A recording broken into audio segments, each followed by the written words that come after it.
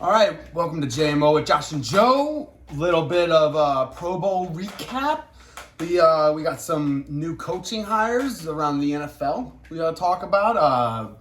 We got some NBA news, some betting. I've been trying to bet NBA, trying to figure it out. I still fade my picks. Just fade them. I'm working on it because, like, yesterday, we're recording this Tuesday, February 8th. Yesterday, Monday, February 7th, I won all three of my bets. I bet the spreads on 3 games, and I parlayed them, and I got all 3 of those. So, wow. Yeah, I'm figuring it out. But we got the NBA. I tell you who my pick is for the Waste Management Golf Tournament this weekend, and our Super Bowl preview. Let's start with the Pro Bowl. Yeah, let's start off with the Pro Bowl. I don't think it's a Pro Bowl anymore. It's not even a bowl anymore. It's just two-hand touch football, right? Yeah, it's basically we're slowly migrating towards the South Park episode where we're just doing a bunch of like the balloon game episode. You remember? I forgot exactly what it was, but they just use balloons. Yeah, like Mario Kart. No, it's more of the it was more of the episode where they got softer and softer with the rules. They were making fun of NFL. Oh, it's okay. actually happening in real time, like right before our eyes. Yeah.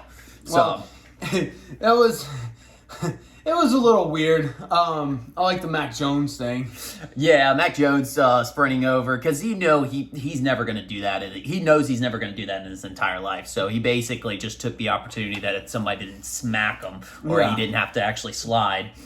And he just broke out. Yeah, we just don't need to play the game anymore. Let's make it interesting. How about we play football like the Pro Bowl, except on a paintball course? Like, dude, have one guy have the ball, everyone else have guns. One's on offense, one's on defense, and you just shoot each other. And then, like, if the defense hits the guy with the ball, then they stop him, and then the other team goes on offense. It's like something fun like that, you know? Okay, something kind of like a little Call of Duty action. Yeah, where you can like pass the ball off and stuff like that. So like you're running around.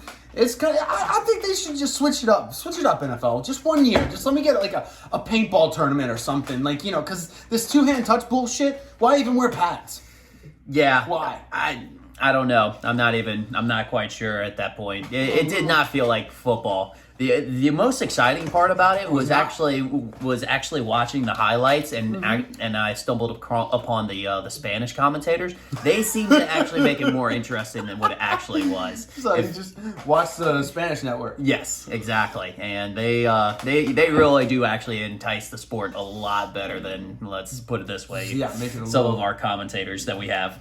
A little more fun. I think Chris Berman should just do everything. Like the All-Star game for baseball, the Home Run Derby, the Pro Bowl, the NBA game.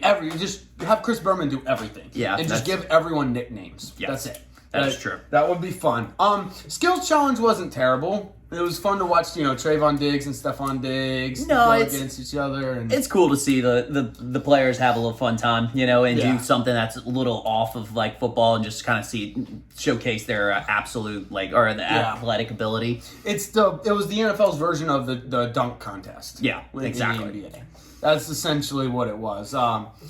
Justin Jefferson's catch and dodgeball was pretty dope. Oh gosh, win? Yes. Yes, he had a fantastic catch where he was basically trying to dodge the ball at first, but then he was like, you know what, I can catch this. Yeah. I catch these balls all the time, and this is my job. I get paid millions of dollars to catch these balls. And he just like snagged it one hand. Yeah, it was beautiful. The Pro Bowl was underwhelming. It was disappointing. The only good part is I smashed the over because it was like 64.5. I was like, they are going to trounce that number. Yeah. And I looked, and like at halftime, they had the over. They boosted the over under they raised it to like 98. 98. Yeah, it was like in the 90s halfway through. I'm like, glad I got in. That was an easy bet, easy over hit. I don't know why you wouldn't bet overs in the Pro Bowl or like the NBA All-Star game. I was about to say, I was wondering if the score would have been any different, whether it was two-hand touch or tackle. It's a high-scoring affair anyways. It might have actually been higher if there was tackling. It's weird to think about, but like if they, like nobody was going hard and like these quarterbacks were throwing interceptions that they shouldn't have been throwing, so like it was sloppy, obviously. Yeah. But so I did see a lot of the older players didn't take too kindly to the game. They thought it was disrespectful. Now, as far as they're concerned, yeah, they played the game like they were playing an actual game. And if they think it's disrespectful, they think it's disrespectful. I just thought it was boring. I didn't care. Just thought it was boring. Yeah. Again, let's try paintball. That sounds like way more fun, and I think the players would have more fun with that too. Right? I think they would too. Right? I mean, Alvin Kamara is actually a seasoned paintballer. Yeah, yeah, oh yeah. I didn't know that. Oh, he is so good. Oh, he is badass. He's also good at beating the fuck out of some dude. Like this kid, he literally left the Pro Bowl and went and got in a fight like 3 hours later. Like he didn't even get like Patrick Mahomes fucked up before he did that. Yeah. No, I mean I believe there was a level of fucked upness that he was at that point. But I think this actually should show the NFL that we should have a tackle Pro Bowl game. The players were not able to get out their aggression like during the Pro Bowl game, and he had all that built up. Yes. Built up. He just had all that built up, and so he took it out on some poor person. Here's the thing. I guarantee that person antagonized him. Like a heckler. They're the NFL players, especially down Vegas. They are easy targets for people to just heckle them. Like it's just like Britney Spears with the paparazzi. It's just a never-ending cycle. And as a football player, you should know that. You should have security. You should be like surrounding yourself with people who will take care of you when you're fucked up. Yeah. Like Patrick Mahomes was. Yep. He has his wife to do that. Yes. Well, although I think she was probably in the same state. I don't know. Did you see that picture of them two after the Pro Bowl game? Yes. His eyes, I don't think he could see because they were. I know. You could definitely tell with him. And then I was thinking his wife was probably in the same state, but I can't. Now that I'm thinking about it, it's either she was fucked up too, or she's just crazy. And there's a very high chance that she's just crazy. I think it's a healthy mix of crazy and champagne. Okay. Crazy and champagne. We figured it out. Cool. All right. If you haven't seen that picture of Mahomes and his wife after the Pro Bowl, please go look at it. It is very, very funny. I wonder how many of the players were actually messed up during the game. That's a good point. Kamara could have been ripping shots at halftime and doing lines of cocaine. Yes. Interesting. Yeah. So the party might have started during the game. During the game. Okay. You think they might have pre-gamed the game? I would have pre-gamed the game. Oh yeah. Well, I mean, we pre-game anything. Yeah, that's true. We've pre-gamed the pre-game. Yeah. Oh, that's the best part. Yeah. That's the actually pre-game ends up sometimes being the better than the actual party. Yeah. Yeah. We just Josh Gordon that thing and then boom, have a blast. Absolutely. They probably Josh Gordon did too, huh? Yep. All right. Anything else from the Pro Bowl? Kind of disappointing. Yeah, but I mean, they had some highlights and some lowlights. Oh, we got some laughs out of it. Let's go on to the coaching hires. This is interesting because we've had quite a few openings in the NFL this year, and actually one that still had the Minnesota Vikings. I don't think they've hired a coach yet. Not yet. But we've had four head coaching hires. Yeah, actually five. Five. We didn't really see, there wasn't much to really talk about on the Chicago hire with the, I don't even know how to pronounce his name, Yupa Flair. Yeah. But I just don't know anything about him. Yeah. But we went through the four for time's sake. We went through the top four that we liked. Well, and the thing with Chicago is I heard it and I'm just like, okay, here's another coach that Chicago is just gonna fuck up. Is just going to waste. They waste coaches. It's okay. So we're just not gonna talk about that one. First one I wanted to talk about Josh McDaniels to the Raiders. Yep. I personally love this. I think McDaniels is going to help Derek Carr. I think it's going to. I still don't think Derek Carr's the answer. This has been my take forever. But I don't think he's the answer. But I think Josh McDaniels will put them in the right direction with Derek Carr, probably without Derek Carr.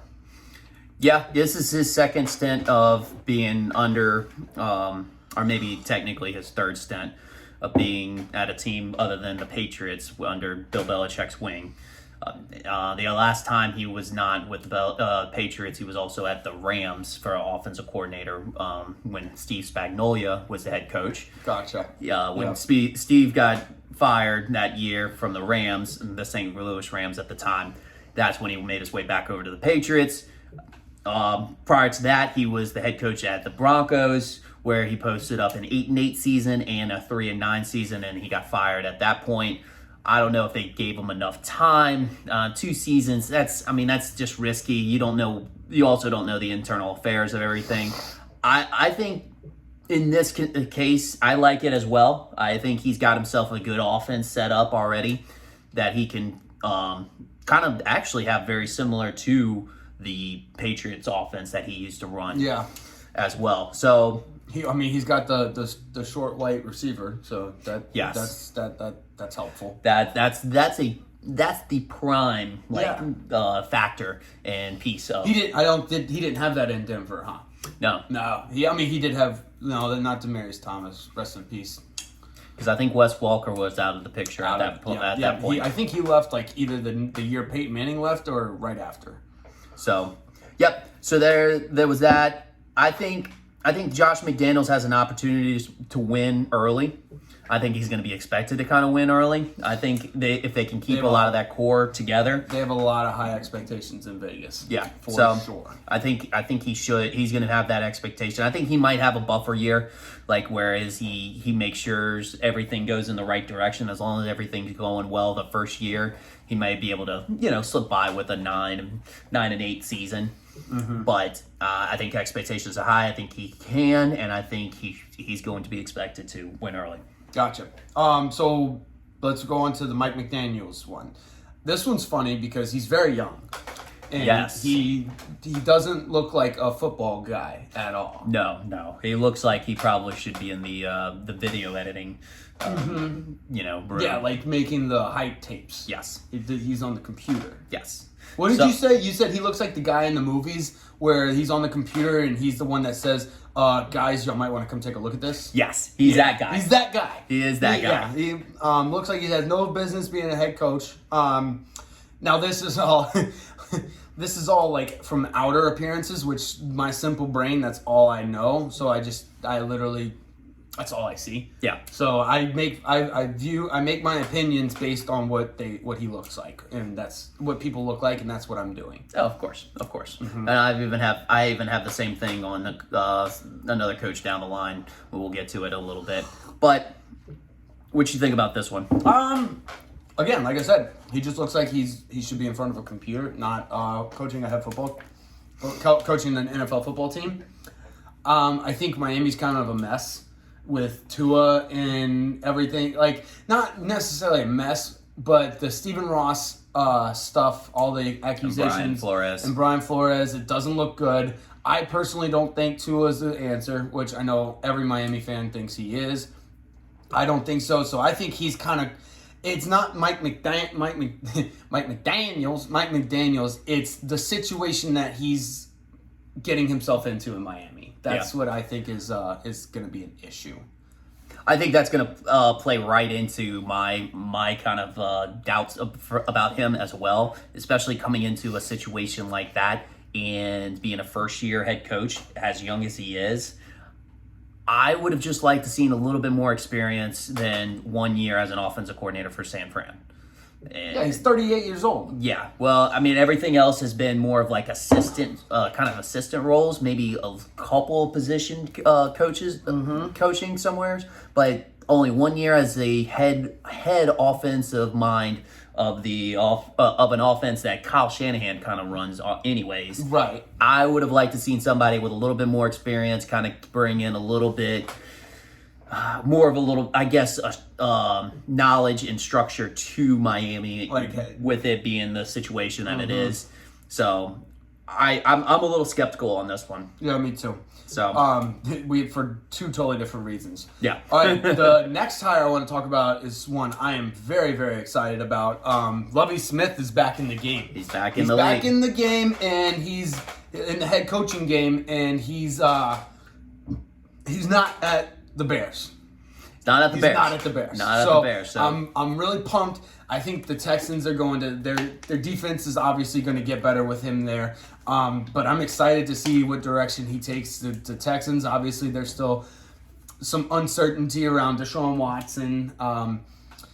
Did you see the Twitter went crazy after Alvin Kamara went to jail, and they were like the all jail team. They had Deshaun Watson at QB. They had Kamara at running back, and then Henry Ruggs at wide receiver. Jeez. Why is that so good? I don't know. Why is that team so good? They had Aaron Hernandez at tight end. This was Twitter. I didn't come up with this. This was Twitter. I'm just relaying. Don't kill the messenger. But yeah, anyways, I thought that was kind of funny. But yeah, Lovie Smith to the Texans. I'm excited. I'm pumped. I think his white beard, his Santa Claus beard, is absolutely majestic. I think it'll work, even though like he should have had it in Chicago, not in warm Houston, Texas. But I love it. I think it looks fucking awesome. I think it will do him very, very well. I think I have to tend to disagree about the beard. I think it's good. It works as a defensive coordinator. I don't think it works as a head coach. I always found him intimidating with the shaved beard. Without a beard? Without a beard. Oh no, I think the old man beard is. He definitely has the old man beard. Right? I mean, it is white. It is white. Maybe we'll put a picture up on the screen, but. Yeah, if not, go check it out. It is a white beard, and it's crazy. But I went into I diagnosed this one because I was a big fan. I was a big fan of Lovie Smith. I liked his teams back in Chicago. He won the division 3 times when he was at Chicago. Each time he won the division, went to at least the NFC Championship game. He got to the Super Bowl one year, right? And he got to the Super Bowl one year where he lost to the Colts, and that was Peyton Manning's first Super Bowl win. Mm-hmm. And he had Rex Grossman at the time. Interesting how he did that. But I mean, his defenses were nasty. They had Brian Urlacher, Peanut Tillman. A couple other studs. Yes. And then a lot of people kind of forget because it was such a short stint. But Tampa Bay, he went right after. Actually, he took a year off and then went right to Tampa Bay. Had himself a kind of atrocious year. The first year, it was a 2-11, I believe. I don't think that sounds right. There should be more. 2-14. 14, yeah. 2-14 season, and then he improved to a 6-10, where he was let go that year, the second year. So I don't think he got a fair shot at Tampa Bay. No, and when you improve that much, come on, yeah, you're going in the right direction. It was going in the right direction, exactly. And I think that's going to be the situation that's going to have to be different with the Texans, because the Texans is going to be a long project. It's a project. You're going to have to give him time to at least implement his system, his culture, and honestly get the players that he wants. Yep. So I think this is, if they give Lovie Smith some time, I'm excited to see what he does. But you know how the ADHD NFL is nowadays, where everybody wants to win right now, and I think that screws up some people. Yeah. But I think if he gets time, I think he could be a good hire. Yeah, I agree. Let's go to the last one. I have Dennis Allen to the Saints. This is kind of the one we all thought was going to happen. I got excited when I heard they interviewed Eric Bieniemy for 8 hours. Yeah. It was like an 8-hour interview. I was like, oh, this guy's definitely fucking yeah. So I got excited for Eric Bieniemy. But when I heard about Dennis Allen, I was like a little disappointed, but at the same time I was like, that's who I wanted to begin with. So fuck it. Plus, he's 49 years old and looks younger than Mike McDaniels. Right. Yeah, I got to figure out what he's been doing. But basically, yeah, I have to agree. Dennis Allen was my number one choice going in. And whenever Eric Bieniemy was being interviewed. I like that one as well. I think I would have been satisfied for either coach that got hired. So obviously Dennis Allen I think is a great pick. He's been with the Saints for 10 years. Yeah, it's going to be great. Yeah, he was there. He was here 6 years previously as a defensive coordinator, as everybody recently remembers him. But he also was here 4 years before as a defensive assistant and a secondaries coach. So he's got a lot of experience under Sean Payton too. He saw how Sean Payton ran the team. So I think like as far as a culture goes, I don't think it's going to change too much. I think like he had Sean Payton had it going. It's just like we got plagued by injuries last year because if you remember before Jameis went down, we were 5-2. We crushed the Packers and we always beat the Bucs. Yep. So like we were on a roll, and then we had Trevor fucking Simeon who is, I'm sorry, he's just he's not even a glorified backup. He's just a backup. Yeah. That's all he is. We went 0-5 with him. Finally put Taysom Hill in and won a couple of games. But like once Jameis Winston went down, it was just all downhill from there. Another thing I like, one last thing about Dennis Allen, another thing I like is I think I was worried at first with Sean Payton gone that the quarterback job would not be as attractive to people like Russell Wilson and Aaron Rodgers. Not to mention we don't have any money, but I think we could find the money if it worked out and Aaron Rodgers or Russell Wilson or somebody wanted to come to the Saints. I think we could have made it work out. But with Sean Payton gone, I was like, all right, well, that's out the window. With Dennis Allen, I'm kind of excited. I think they might be interested. I'm not getting my hopes up. I mean, I will end up getting my hopes up just to have him crushed, just because that's the way I am. I'm a fan. I'm gonna get excited for Aaron Rodgers or Russell Wilson, and then when they inevitably go somewhere else, I'm just gonna get crushed. So it's okay. But right now, I'm excited. Yeah. But well, that's good. That's all good. I got. Remain hopeful on that one. Yeah, that's all I got with the head coaches. You got anything else? Well, Dennis Allen went 4-14 as his first and only stint as a head coach of the Oakland Raiders. I think there was a little bit more of a storyline within that as far as how they were at that time. They were a big dumpster fire, Garbage. And they were still in Oakland. Yeah. That was bad. So basically, that was kind of the big deal on that. I think this is going to be a little bit different. Like I said, a lot of familiarity with the Saints, a lot of familiarity with, Sean Payton and how he ran his system, and also he has more experience as somebody, a leader of a side of the ball as the defensive coordinator. I think that's very instrumental as far as having that much experience, being overall head of coordinator of a side of the ball. I think these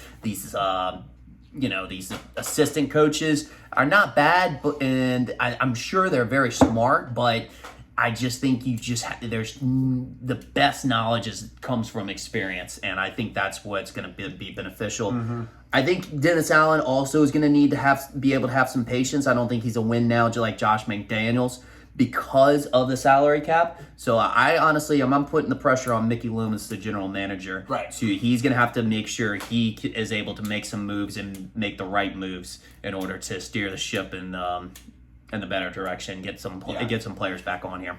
Gotcha. I agree. Saints got some work to do. We'll see how that goes. But let's go on to the NBA. We'll kind of skim through the NBA and golf because we're gonna get a little more in depth in the NBA once football's done. But just kind of right now, I think I figured out NBA betting. Anytime there's a double-digit point spread, you go with the team that's given the points. So, like Detroit had plus 12.5 yesterday against, I forget who they played, but Detroit Pistons had plus 12.5. Lots of points. Now, they lost, but they covered. They covered the spread. And, it's just when you have that many points, you just got to bet the team with the most points. Also, if there's a lot of games, bet the overtime on each game. One of them's going to hit. If there's more than 5 games, more than likely one of them will go into overtime, and then it's like plus 3,000. You get your money. It's not plus 3,000, but it's really high odds. And when you hit one of them, you make up all your money that you bet on the other games. So little tidbit there. Interesting thing. I did put futures on the Suns, the Grizzlies, the Bucks, and the 76ers. I think they had very good odds for Winning it all. Yeah, for winning it all. I didn't want to put any on the Nets because it was like plus 200. There was no point. But yeah, so that's my NBA news. The Suns are really, really good. The Atlantic Division's very, very good. The Pacific, so in the West, the Pacific is very, very good. And in the East, the Atlantic Division is very, very good. Lots of good teams there. But yeah, that's all I got. Gotcha. Yeah, I took some notes. They had the trade deadline. Oh yeah, they had trades. Well, there was a couple of good ones. Yeah, there was a couple big ones. So basically, we had honestly, close to home with this one. Yeah. With our New Orleans Pelicans, they were able to acquire C.J. McCollum, Larry Nance Jr., and Tony Snell, and gave up Josh Hart, Tomas Satoransky. Satoransky. I think that's how you say it. Words are hard. Words are difficult. Nickel Alexander Walker, Didi Luzada, and there's a protected first-round pick for 2022 that's protected through 5 through 14. And apparently it goes to future picks if that hits this year. I don't know. Nobody cares about picks in the NBA. Yeah, and then two second rounders. Yeah, exactly. I'll throw 17 second rounders in. I don't give a shit. There's never any good second round picks. I feel like there's just all like go to the G League. I feel like there's just like one or two players that really come out most drafts, Maybe not that even, become superstars. Not even from the second round. Like we got. Not in from the second round. I'm talking the second round. Yeah, we got Jokic is like the exception to the rule there. Draymond Green was drafted in the second round as well. I'm not saying there isn't exceptions, but for 95% of the teams, those second round picks don't matter. They virtually only exist on paper because it looks like it beefs up the trade a little bit. Yep. But what's the other trade you got? Then what was it? The Cavs. This was a pretty big one. The Cavs actually acquired Chris LeVert. I saw that. That one kind of flew under the radar. It did, and that's because Chris LeVert's still kind of recovering from that. Or just came back not too long ago from his cancerous tumor. Oh yeah, I forgot. I forgot I heard about that. Yeah. So and then quick recovery to him. Came back, played for the Pacers for a little bit, ended up scoring like 45, and then the Cavs are like, all right, yeah, he's good. So. And then the Pacers acquired Ricky Rubio and 3 second-round picks. I mean, again, shows that picks don't matter. They only matter on paper. Don't give a shit. Like, Indiana's like, we'll give you all of our second-round picks. We don't want them. Actually, we're just cleaning out the closet at this point of picks. Yeah, picks and players. I don't know what Indiana's doing right now. It doesn't make any sense. Like, I thought they were, like, making a push, but... They got rid of Sabonis, their best rebounder. I was just about to say Sabonis is averaging like almost 14 rebounds a game. Like he's doing very well. I don't know what they're doing. But. Yeah, the other trade that I had was the Pacers. The Pacers gave up Sabonis, Jeremy Lamb, and Justin Holiday, as well as a 2027 second round pick. Like. I mean, that's what, like 5 years down the road? Yeah. Like what if we have the apocalypse before that, you know? So like, they're like looking at 7th and 8th graders right now. Yeah, exactly. Like that's what they're looking at. Golly, I mean, fuck. Jeez. But anyways, again, another second round. No one gives a shit. Nope. And then the Pacers acquired Tyrese Halliburton, Buddy Hield, and Tristan Thompson. I think the biggest one here was Tyrese Halliburton. And that was the big question mark. Why? Because Sacramento had just drafted him in the 2020 draft, first round, 12th pick. So basically given up on him already. Right. And and I guess Pacers think they're just going to kind of turn him around. Don't know. So very confusing by the Pacers. Seem like they're just kind of dropping the ball on everybody at this point and doing a rebuild. I agree. Like I said, we'll have more NBA talk after the Super Bowl. We'll probably throw in some hockey talk and then definitely some golf. just sports in general around the U.S. But my golf tip, I have a betting tip that I wanted to share. I think with the Waste Management tour coming up, there's a lot of star power. Lots of star power in this one. John Rahm, Justin Thomas, to name a couple, Victor Hovland. Just star power out the wazoo. I think Brooks Koepka at plus 3,300 right now is a great bet because he's healed from he's had all year, all off season to get better.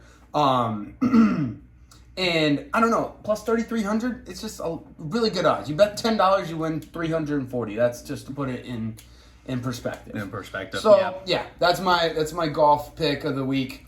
Brooks Koepka, bet it. Okay, let's do a Super Bowl preview.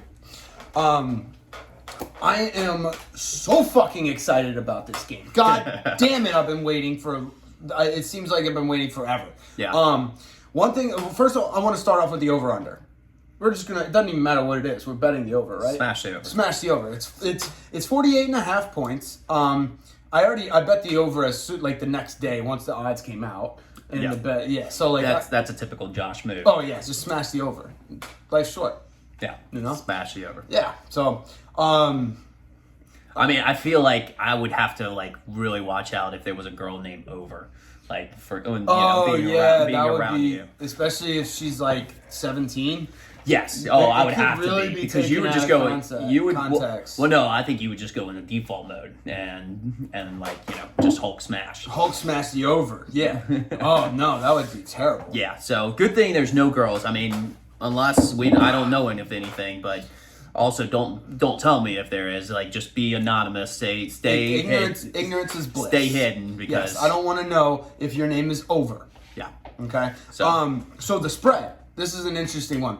The spread started off at 4.5. So it was minus 4.5. The Rams. It has gone down since then to -4, which it means everybody is picking the Bengals spread. Bengals minus or plus 4.5. Believing in the Bengals, huh? I Believing in the don't Bengals. know. I think they just think it's going to be a very close game. Now, I think the Rams' money line is minus 190, and the Bengals' money line is plus 160. I don't know what I'm going to do here. Everything in my brain says the Rams. Everything in my heart says the Bengals. So, I don't know. If I was betting the spread, I'd bet the Bengals. But I don't know if I'm going to bet the spread or not. Gotcha. I want the Bengals to win, though, obviously. Yeah, Hart wants the Bengals to win. I mean, obviously, big Joe Burrow fans. Huge. And Huge. I think the whole state of Louisiana is big Joe Burrow fans. Yeah. So, What do you think? as far as the spread goes, Spread and money line. I would have to pick. Are you going to bet them? Am I going to bet these picks? Mm-hmm. There's a possibility. Okay. I might. Actually, I probably will. I probably will. Now that I got it. Yeah. So yeah, that's true. I mean, it's a couple clicks away. Yeah, life's short. Bet all your money away. Bet all your money. Yeah. Yeah. So, but I would have to agree. I think this is actually going to be kind of a 3-point game. I think this could very well be a 3-point game. Take the spread for Bengals, and the money line. I would have to go with the Rams. I think the Rams. Yeah, that's Rams what I by was 3. thinking. I think the Rams will win. But I'm going to be rooting. I might even just bet the Bengals just for the fuck of it. Just because I'm not. If I'm rooting for the Bengals yet bet on the Rams, I will just have a miserable time. Yeah. I would have almost as miserable of a time as if I bet the under. Yeah, you're just kind of like. You're kind of just like in a mellow mood afterward because you're like, oh, the Bengals lost, but it's like, oh, I hit my over. I mean, I hit the money spread. Right. Sorry, money line. Money line. Yeah. So, real quick, then we'll wrap up the show. Keys for the Rams to win. What are the keys on offense? What's one thing on offense the Rams need to do? One thing on the defense the Rams need to do. I think, at least on offense, the Rams need Cooper Kupp to get 100-plus yards and at least 1 touchdown. Cooper Kupp has to have a good game. He's the key. He's been the key to that offense all game or all year long. So yeah, Cooper Kupp needs 100-plus yards and a touchdown.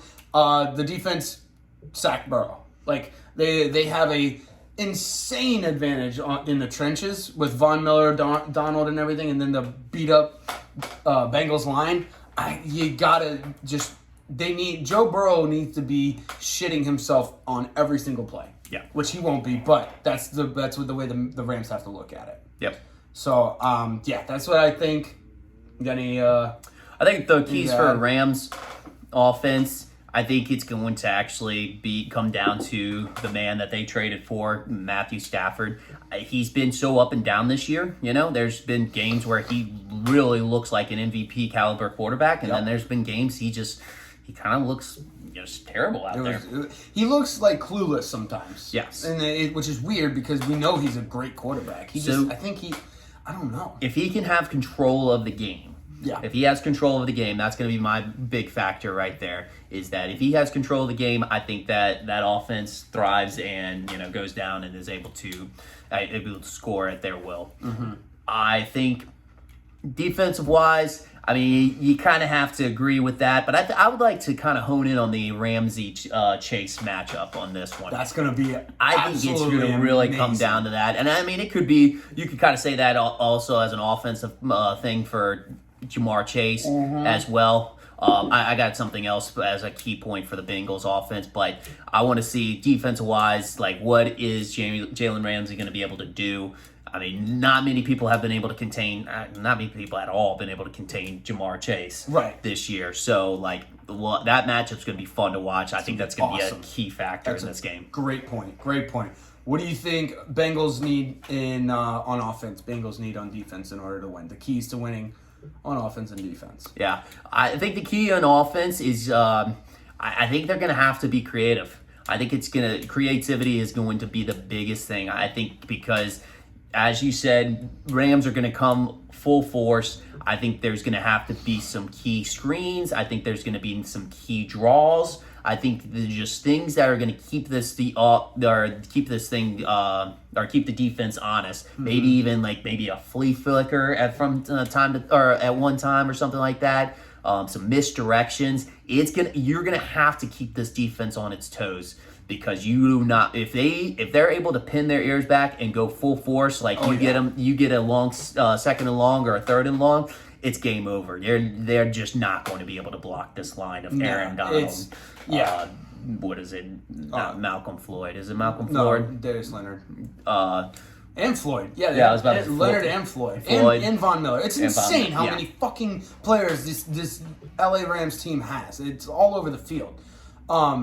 But yeah, I agree. I put they gotta win in the trenches. In the trenches. They gotta win in the trenches on defense. They gotta be hurrying Stafford because, like you said, Stafford. There's games where he looks like an MVP, and then there's games where he doesn't look like he remembered how to play football. So if you can get in his head, if you can hurry Stafford, that would be huge. And then obviously on the offensive line, they gotta win in the trenches. I think, and by win in the trenches, I don't mean completely shut down the LA defense because it's impossible. Yeah, I mean, have Burrow sacked less than 3 times. 3 times or less. If Burrow gets sacked 3 times or less, I consider that a win for the Bengals offensive line. Yeah, I mean, if he gets sacked less than 9 times, that's a big win. 9, dude. The guy getting sacked 9 times and still winning is ridiculous. But anyways, I digress.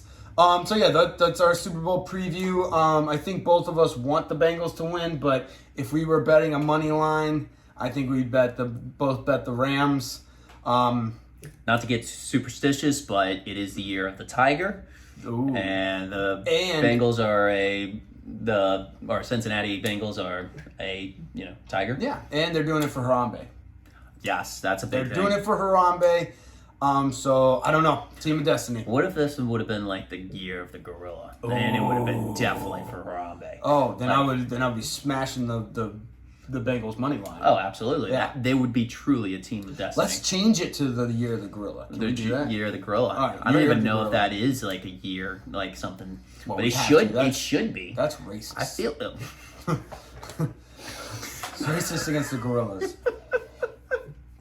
All right. Anyways, you got anything else on this? Let's wrap up. I'm done on that. All right. That's a great note to end on. All right. Well, we will be back next week. for a Super Bowl recap. Yeah, absolutely. Looking forward to it. Yeah, love y'all.